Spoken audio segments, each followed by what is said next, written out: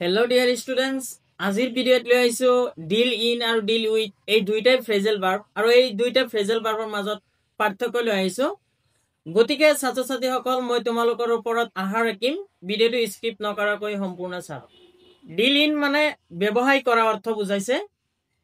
ইয়াত টকা পইচা লেনদেন কৰা কথা কোৱা হৈছে, অৰ্থনীতিৰ কথা কোৱা হৈছে, ব্যৱসায় বাণিজ্য কৰাৰ কথা কোৱা হৈছে।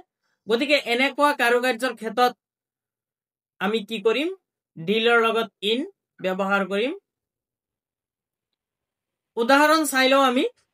হি deals in tea, they deal in skin care products, the company deal in kitchen appliances. চোৱা তুমি কি কৈছে?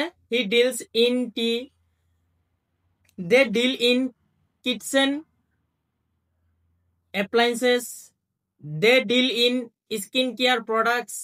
ইয়াতে কি কোৱা হৈছে? মানে সব ব্যৱসায় কৰা কথা কোৱা হৈছে, বেপাৰ বাণিজ্যৰ কথা কোৱা হৈছে।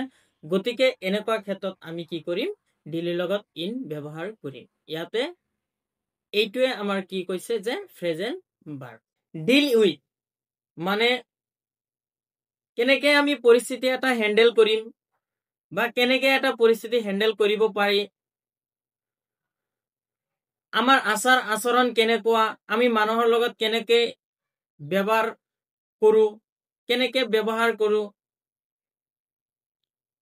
ইয়াত কোনো ধৰণৰ কি টকা পইচাৰ কথা, লেনদেনৰ কথা, ব্যৱসায় বাণিজ্যৰ কথা কোৱা হোৱা নাই। ইয়াত কোৱা হৈছে আচাৰ আচৰণৰ কথা, মানুহৰ ব্যৱহাৰৰ কথা কোৱা হৈছে। গতিকে ডিল উইথৰ আমি এক্সাম্পল চাই লওঁ, তেতিয়া আৰু বেছি ভালকে বুজি পাম। হি ডিলছ নাইচলি অল হিজ এমপ্লয়িজ। ইয়াত কি কৰিছে? তেওঁ কোম্পানীৰ তেওঁৰ কৰ্মকৰ্তাসকলৰ লগত কি কৰিছে? ভাল আচৰণ কৰিছে, ভাল ব্যৱহাৰ কৰিছে। You should know how to deal with a gentleman. অৱশ্যে যে কি এজন ভদ্ৰ মানুহৰ লগত ব্যৱহাৰ ভাল কৰা উচিত। We need to deal with problems we face in life. অৱশ্যে আমি কি পৰিস্থিতিৰ মুখামুখি হওঁ, সমস্যাৰ মুখামুখি হওঁ। আমাৰ জীৱনত আমি কি কওঁ? সমস্যাৰ সন্মুখীন হওঁ। গতিকে চোৱা এনেকুৱা ক্ষেত্ৰত আমি কি কৰিছো? ডিলৰ লগত ইন, ডিলৰ লগত উইথ কেনেকে হল এই দুইটাই ফ্ৰেজেল ভাৰ্ব।